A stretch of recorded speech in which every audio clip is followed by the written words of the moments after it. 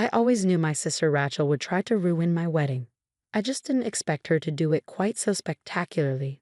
My name is Emma Collins, and I met the love of my life, James, while he was waiting tables at a small Italian restaurant in downtown Boston.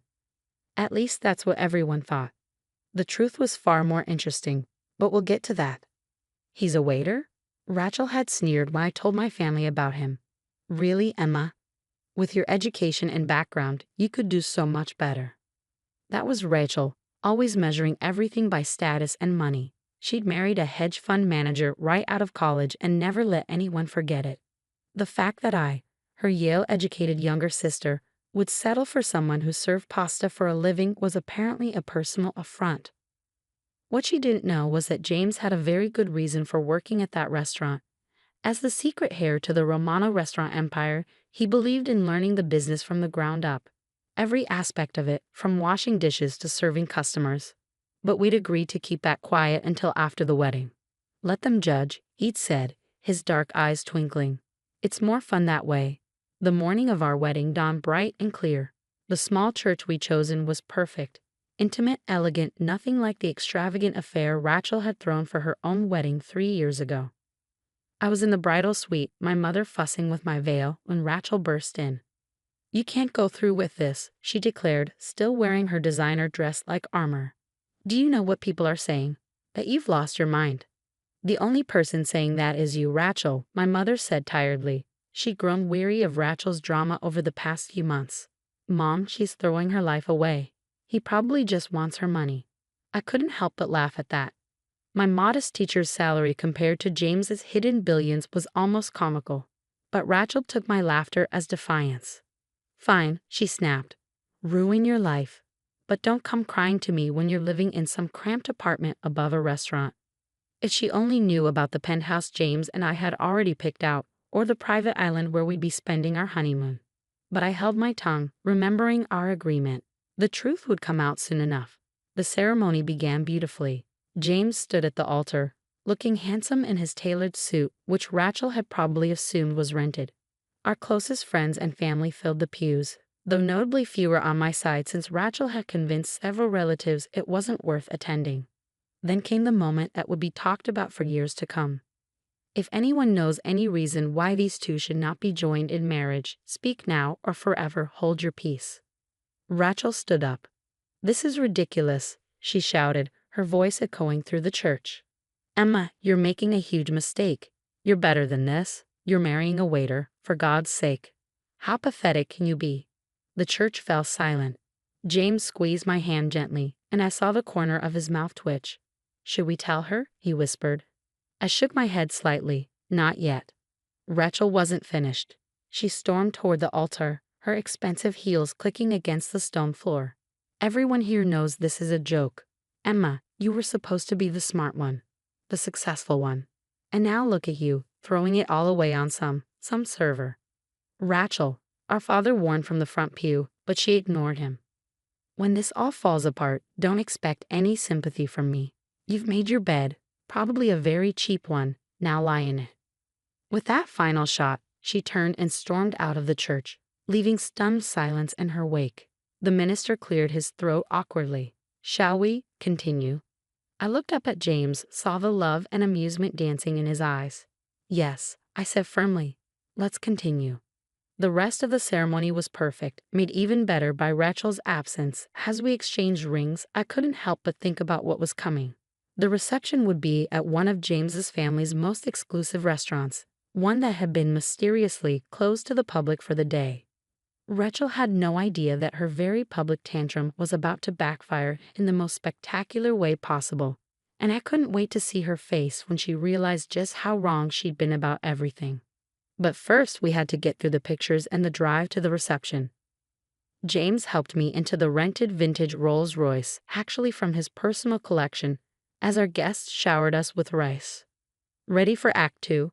He murmured in my ear. I smiled, thinking of the scene that was about to unfold at the reception. "More than ready. Do you think she'll show up?"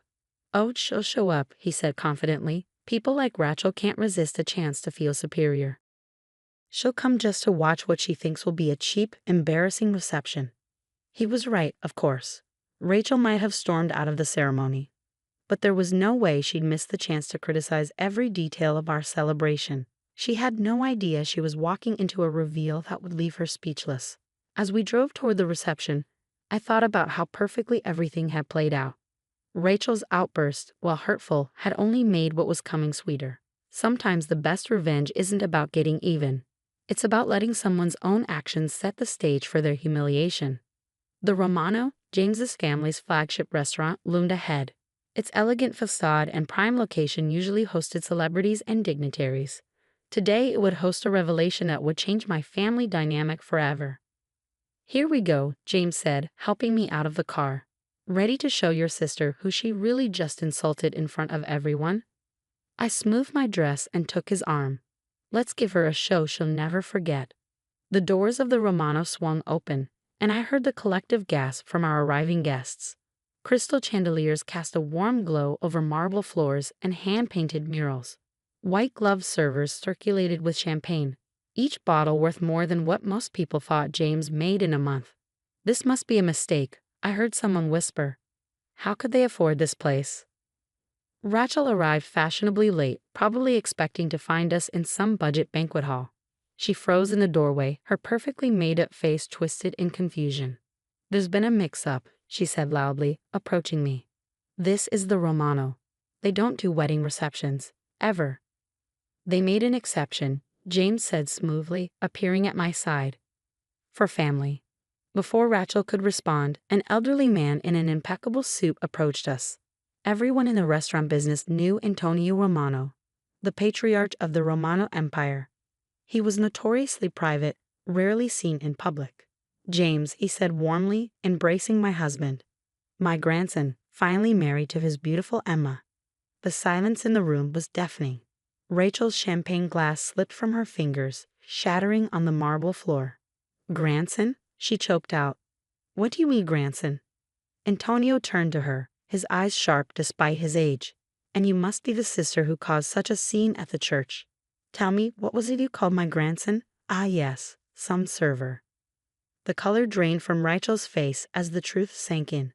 James wasn't just a waiter. He was the heir to one of the largest restaurant empires in the country. The Romano Group owned hundreds of high-end establishments across the globe, along with hotels, vineyards, and real estate. I didn't know," she stammered. "Clearly," Antonio said dryly. "Perhaps next time you'll remember that true class isn't about what someone does for a living, but how they treat others." James squeezed my hand as Rachel stood there, mortified. Around us, guests were beginning to whisper as they pieced together the truth. The simple wedding ceremony followed by this lavish reception. The waiter, who was actually restaurant royalty. "Why did you tell me?" Rachel demanded, finding her voice. "You let me believe. You let me make a fool of myself." "Would it have mattered?" I asked quietly. "Would you have treated James differently if he'd known who he really was?" "Because that's exactly why we didn't tell anyone. We wanted to know who our true friends were." "But I'm your sister." "Yes," I said.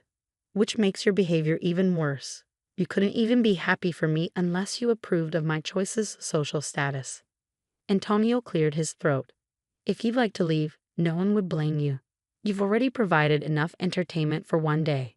Rachel's face flushed deep red. She looked around the room, seeing the judgment in everyone's eyes. The same people who had witnessed her outburst at the church were now watching her humiliation.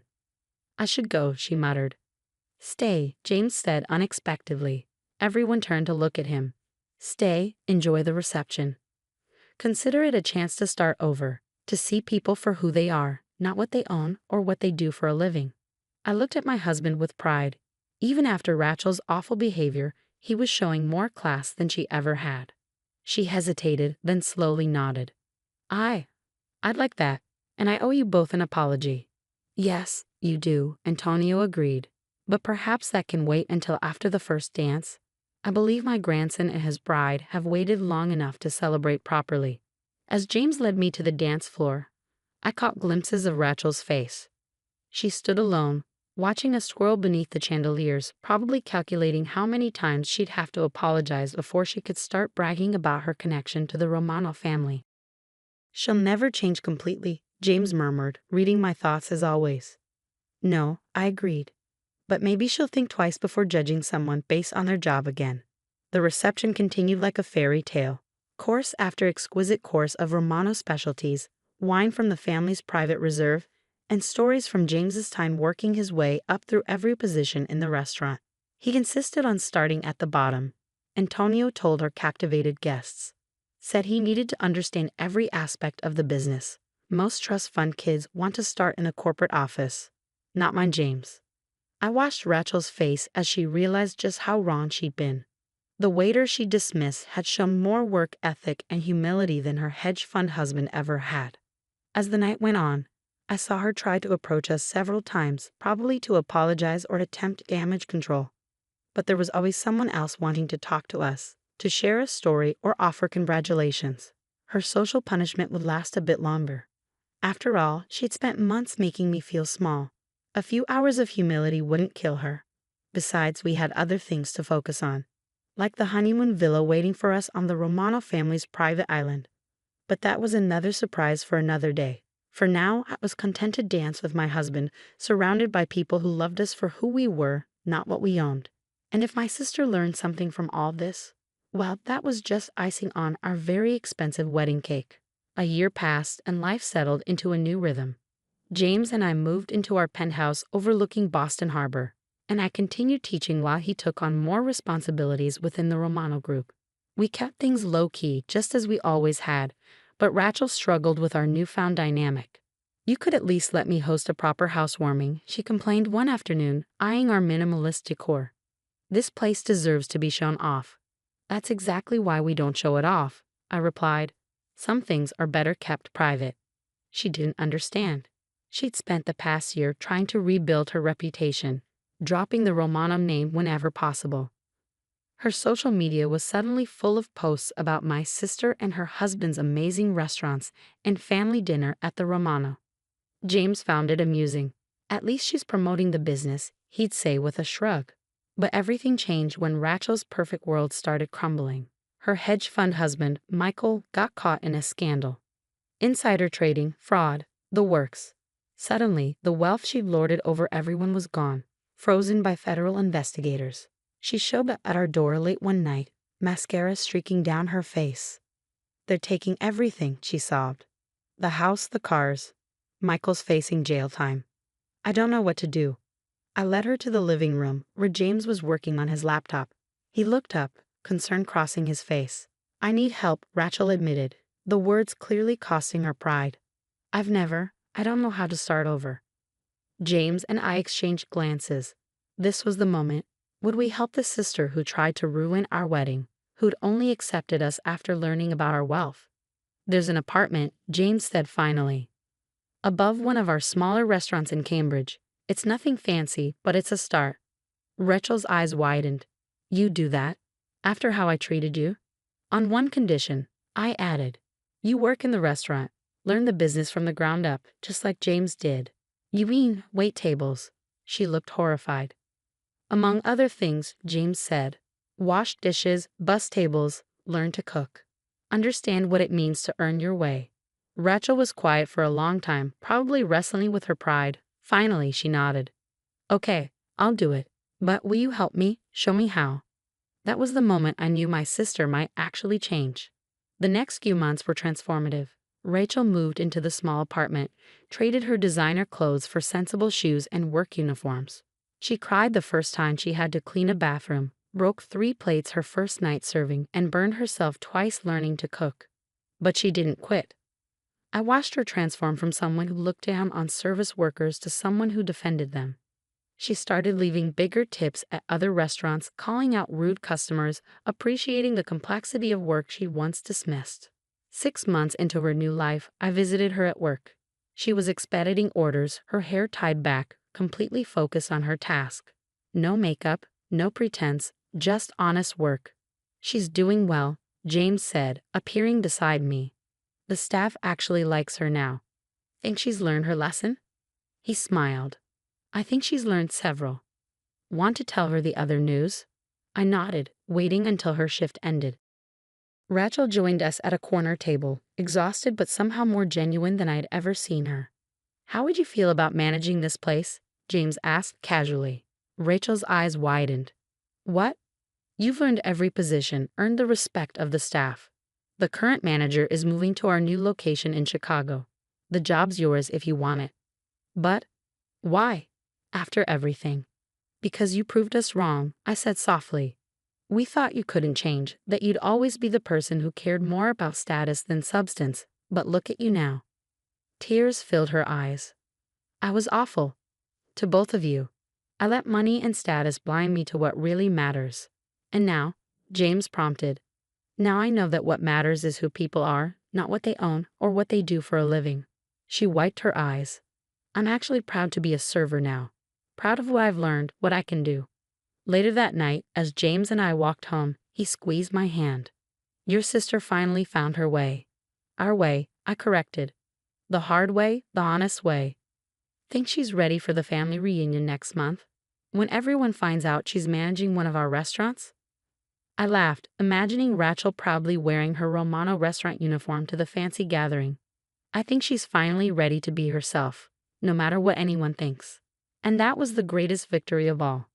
Not the wedding reveal, not the humbling aftermath, but watching my sister discover who she really was beneath all the designer labels and social climbing. Sometimes the best revenge isn't about getting even. It's about helping someone grow into a better person.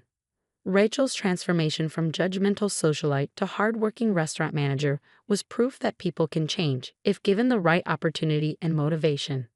As for James and me, we continued living simply, working hard, and remembering that true wealth isn't about what you have. It's about who you are and how you treat others. That's a lesson worth more than all the Romano billions combined.